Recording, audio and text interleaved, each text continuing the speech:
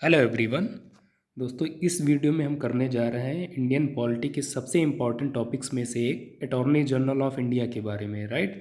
और ये टॉपिक आप जानते हैं सभी एग्ज़ाम्स के लिए बहुत महत्वपूर्ण टॉपिक है अपने आप में। और जब जैसा कि आप सब जानते हैं कि जो प्रीलिम्स का एग्ज़ाम होता है, बेसिकली अगर आप स्टेट पीसीएस की बात करें तो उसमें आप देखेंगे लगातार पॉलिटी वाले सेक्शन में अटॉर्नी जनरल ऑफ इंडिया से सवाल पूछे जाते रहे हैं, राइट।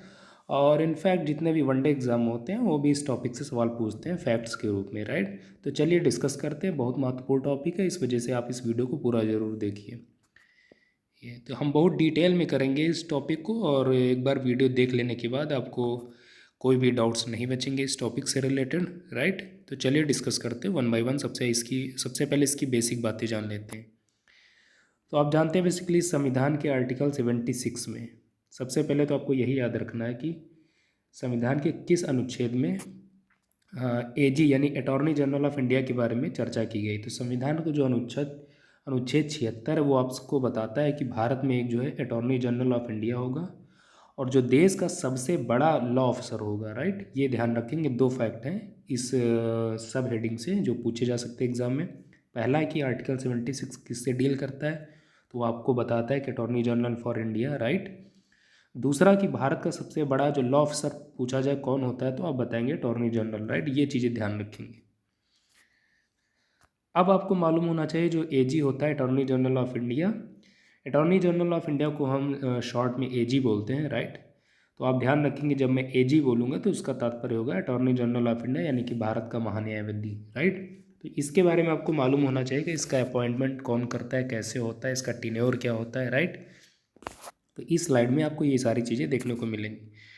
तो सबसे पहले आप देख रहे हैं बेसिकली जो एजी होता है इसका अपॉइंटमेंट करते हैं आपके प्रेसिडेंट महोदय, इनके द्वारा किया जाता है।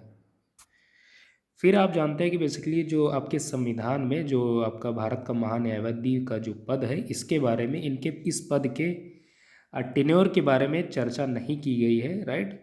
और इसी वजह से आप देखेंगे जो बेसिकली जो आपका अटॉर्नी जनरल ऑफ इंडिया होता है वो राष्ट्रपति के प्रसाद पर्यंत कार्य करता है। इसका मतलब ये हुआ जब तक राष्ट्रपति की इच्छा होती है तब तक जो है वो अपने पद पर बना रहता है, राइट। यहाँ आप देख सकते हैं ही holds office during the pleasure of the president. ये आप ध्यान रखेंगे, जो इंपॉर्टेंट चीज़ें हैं उसको हाईलाइट कर देते हैं, राइट। और फ्रेंड्स, जैसा कि इस वीडियो में जहाँ पर भी प्रेसिडेंट की चर्चा की जाएगी तो उसका मतलब होता है हम आर्टिकल 74 क्लॉज 1 की बात करेंगे, राइट। प्रेसिडेंट का अगर शब्द प्रेसिडेंट का प्रयोग किया जा रहा है तो उसका तात्पर्य आर्टिकल 74 क्लॉज 1 से होगा, राइट। जिसका मतलब होता है council of ministers, council of ministers, right. Simply आप कह सकते हैं प्राइम मिनिस्टर, राइट। ये चीज़। सो नेक्स्ट आप देख लीजिए और इसके अतिरिक्त तो आपके संविधान में जो आपका जो ये पद है भारत का महान्यायवादी, इसके जो वेतन भत्तों के बारे में भी नहीं बताया गया है। इसी वजह से आप देखेंगे जो आपका भारत का महान्यायवादी होता है वो ऐसा रिम्यूनरेशन यानी ऐसा पारितोषिक उसको दिया जाता है जो प्रेसिडेंट के द्वारा डिटरमाइन किया जाता है। ये आप ध्यान रखेंगे, राइट। तो संविधान में इसके वेतन भत्ते के बारे में भी चर्चा नहीं की गई। क्यों? क्योंकि आप देखेंगे कोई गवर्नमेंट का ये एक पब्लिक सर्वेंट नहीं माना जाता है, राइट। ये चीज़ें। और इसके अतिरिक्त अगर जब भारत का महान्यायवादी जब भी चाहे वो अपनी इच्छा अनुसार प्रेसिडेंट को रेजिग्नेशन लेटर लिख के वो इस अपने पद से रिज़ाइन कर सकता है, राइट। ये चीज़ें आप ध्यान रखेंगे। नेक्स्ट। अब नेक्स्ट स्लाइड में आपको दिखाया गया कि जो आपका भारत का महान्यायवादी होता है उसका फंक्शन क्या होता है, रोल क्या होता है और ड्यूटीज़ क्या होती हैं। तो ये इस स्लाइड में इस बारे में बताया गया है, तो ये चीज़ें आप देख लीजिए, राइट। तो सबसे पहला जो इसका फंक्शन है that is to give advice to the government of India upon such legal matters which are refer to him by the president, right. यानी गवर्नमेंट ऑफ इंडिया को कुछ जो आप देखेंगे जो एडवाइस करना किन मामलों पे, लीगल मैटर्स पर, राइट। और किसके द्वारा ये रेफर किया जाता है, तो president of India, right. Again president का मतलब हुआ आर्टिकल 74 क्लॉज 1 यानी कि काउंसिल ऑफ मिनिस्टर यानी कि प्राइम मिनिस्टर, राइट। अगर प्राइम मिनिस्टर जब कहते हैं कि इस मान लीजिए कोई मैटर है, कुछ लीगल मैटर है, उस पर अगर वो जो एक लीगल एडवाइस चाहते हैं तो फिर इन दैट केस आप देखेंगे जो अटॉर्नी जनरल ऑफ इंडिया होता है उसको ये प्रेसिडेंट महोदय के द्वारा रेफर किया जाता है, राइट। ये ध्यान रखेंगे। नेक्स्ट आप देखेंगे कुछ ऐसी ड्यूटी या कुछ ऐसे काम करने के लिए भी प्रेसिडेंट महोदय के द्वारा इनसे रिक्वेस्ट की जाती है। रिक्वेस्ट क्या, बल्कि एक प्रकार से आप देखेंगे ये ऑर्डर ही होता है, राइट, जो कि आप देखें कुछ लीगल कैरेक्टर का होता है, यानी उसकी जो प्रकृति है, जो विधिक विधिक काम कोई होता है तो उस पर भी आप देखेंगे जो आपका महान्यायवादी होता है उस पर भी अपना काम करता है, राइट। नेक्स्ट आप देखेंगे जो आप देख रहे हैं बेसिकली भारत के सुप्रीम कोर्ट में जब कोई सरकार का कोई केस होता है तो उसमें आप देखेंगे सरकार की तरफ से जो भारत का महान्यायवादी है वही कोर्ट में पार्टी जाता है और अपीयर होता है, राइट। इसमें आप देख सकते हैं to appear on behalf of the government of India, यानी सरकार की तरफ से, in all cases in the Supreme Court in which the government of India is concern, यानी अगर भारत की जो सरकार है उससे रिलेटेड कोई मामला है, कोई वाद विवाद है सुप्रीम कोर्ट में, तो उसमें देखेंगे सरकार की तरफ से सरकार का पक्ष लेने के लिए जो भारत का महान्यायवादी है वही जाके उसमें अपीयर होता है सुप्रीम कोर्ट में, राइट। नेक्स्ट जो ये फैक्ट है बहुत इंपॉर्टेंट है। इनफैक्ट आप जानते हैं जो आर्टिकल 143 है 143, ये प्रेसिडेंट का जो आप देखेंगे बेसिकली प्रेसिडेंट की एक पावर होती है जो डील करती है कि सुप्रीम कोर्ट से वो कंसल्ट लेने के लिए, राइट, एडवाइस लेने के लिए। तो अगर कोई ऐसा केस है कि जहाँ पर प्रेसिडेंट को अगर लगता है कि वो सुप्रीम कोर्ट से कंसल्ट करे, एडवाइस ले, तो इन दैट केस देखेंगे आप कि सुप्रीम कोर्ट जो वो आपका अटॉर्नी जनरल ऑफ इंडिया है वो जाता है और आर्टिकल 143 के तहत वहाँ पर जो है चीज़ों देखेंगे आप एक प्रकार से एडवाइस लेने के लिए, राइट। तो आप देख सकते हैं to represent the government of India in any reference made by the president to the Supreme Court under article 143 of the constitution. तो यहाँ पर आपको आर्टिकल 143 इंपॉर्टेंट है, याद रखेंगे। नेक्स्ट, अब जो आप देखेंगे बेसिकली जो एजी होता है उसके राइट्स क्या होते हैं, राइट। तो सबसे पहले आप देख रहे हैं he has the right of audience in all courts in the territory of India. Bharat की सीमा के अंदर जितने भी कोर्ट्स हैं, चाहे वो हाई कोर्ट हो या सुप्रीम कोर्ट हो, सभी कोर्ट्स में आप देखेंगे उसे सुने जाने का अधिकार है। दूसरा जो पॉइंट है ये बहुत महत्वपूर्ण है, एग्जाम्स में यहाँ से सवाल बनाए जाते हैं इससे, ये बहुत महत्वपूर्ण है। अब देखेंगे जो एजी होता है उसे राइट टू स्पीक है, राइट, और राइट टू टेक पार्ट है in the proceedings of both the houses of parliament, यानी राज्यसभा और लोकसभा की जो आप देखेंगे उसमें बोलने का अधिकार है इसको, राइट। इसके अतिरिक्त उसमें जो कार्य होता है लोकसभा और राज्यसभा में उसमें ये पार्टिसिपेट कर सकता है। इसके अतिरिक्त जो राज्यसभा और लोकसभा की जो कमिटीज़ होती हैं उनका ये मेंबर भी बन सकता है। इसके अतिरिक्त जो जॉइंट सिटिंग होती है उसका भी मेंबर बन सकता है, राइट। बट आपको ध्यान रखना है कि इसे जो है वोट करने का अधिकार नहीं होता है पार्लियामेंट में। ये सिर्फ स्पीच दे सकता है, पार्टिसिपेट कर सकता है किसी प्रोसीडिंग्स में, राइट। जॉइंट सिटिंग का मेंबर हो सकता है, किसी कमेटी का भी मेंबर हो सकता है, लेकिन इसे वोट देने का अधिकार नहीं है। तो इस जो हमने ये जो फैक्ट्स डिस्कस किए हैं यहाँ से सवाल बनाए जाते हैं कि जो आपका अटॉर्नी जनरल ऑफ इंडिया होता है उसे संसद में राइट टू वोट दिया गया है, तो ये गलत है, उसे राइट टू वोट नहीं प्रदान किया गया।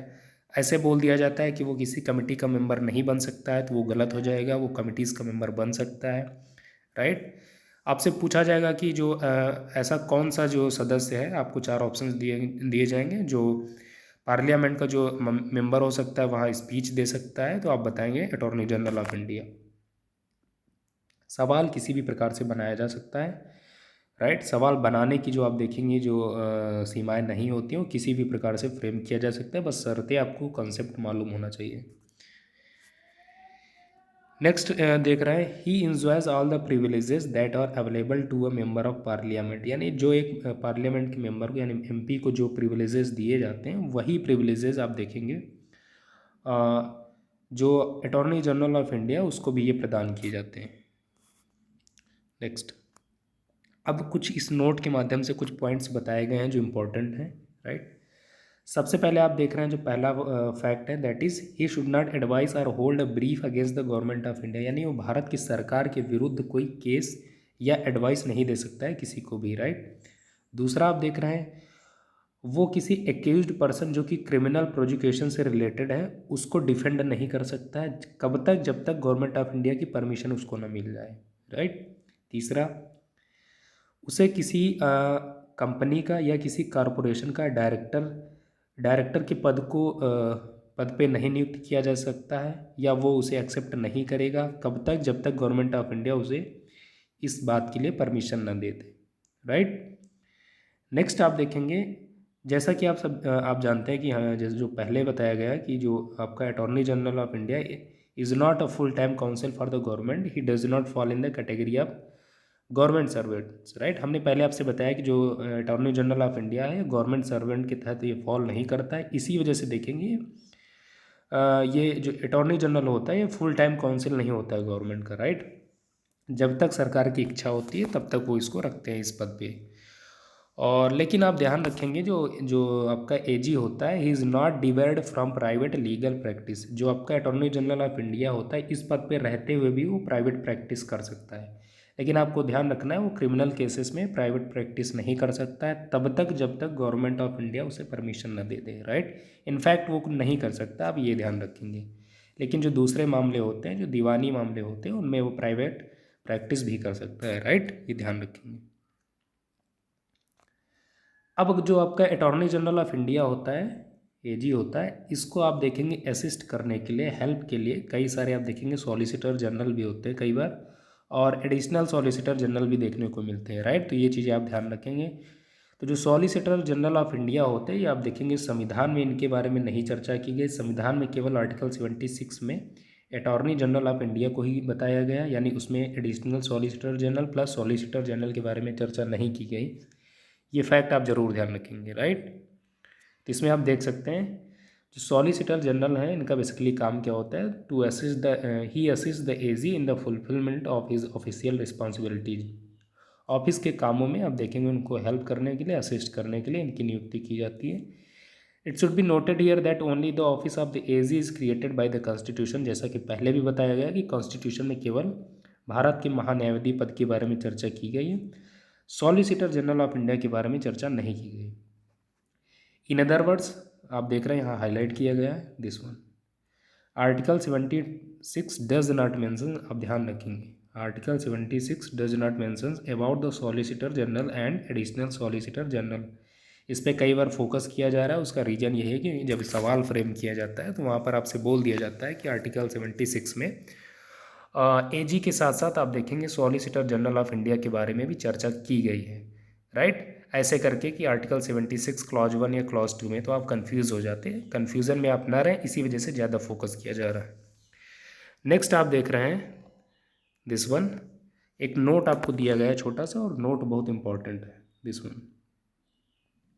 ये नोट में आपको बताया गया कि the AG is not a member of the central cabinet. जो आपका अटॉर्नी जनरल ऑफ इंडिया होता है, राइट, वो केंद्रीय कैबिनेट का वो मेंबर नहीं होता है, आपको ध्यान रखना है। इस वजह से नहीं होता है क्योंकि आप देखेंगे केंद्रीय कैबिनेट में सेपरेट एक देखेंगे लॉ मिनिस्टर होते हैं, जो बेसिकली सरकार के स्तर पर जो लीगल मैटर्स हैं उनको देख रेख करने के लिए नियुक्त किए जाते हैं, राइट। ये आप ध्यान रखेंगे। तो क्या ध्यान रखना है आपको, ये जो एजी होता है he is not a member of the central cabinet, वो केंद्रीय कैबिनेट का सदस्य नहीं होता है। इसलिए नहीं होता है क्योंकि केंद्रीय स्तर पर आप देखेंगे जो सेंट्रल कैबिनेट होती है उसमें सेपरेटली एक लॉ मिनिस्टर होते हैं, और जो बेसिकली क्या लुक आफ्टर करते हैं, तो जो लीगल मैटर्स होते हैं सरकार के उनको जो है लुक आफ्टर करते हैं, राइट। ये चीज़ें आप ध्यान रखेंगे। अब सवाल ये उठता है कि फिर जब आपके पास यहाँ सुप्रीम कोर्ट है, राइट, आपके पास और 143 आर्टिकल 143 के तहत जो प्रेसिडेंट के पास ये पावर है कि वो सुप्रीम कोर्ट से एडवाइस ले सकती है, या आपके पास लॉ मिनिस्टर भी हैं, तो फिर जो आपकी जो अटॉर्नी जनरल हैं इस पद का औचित्य क्या है, राइट, ये चीज़।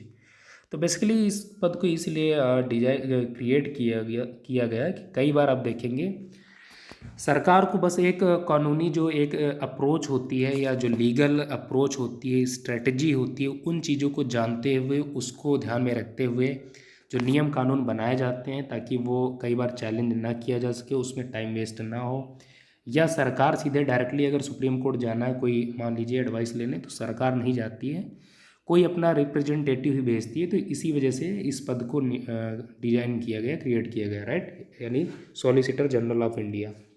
और बेसिकली जैसा कि आप सब जानते हैं कि ये केवल इसका काम होता है सरकार को काउंसिल करना, राइट, सलाह देना, एडवाइजरी टाइप का होता है।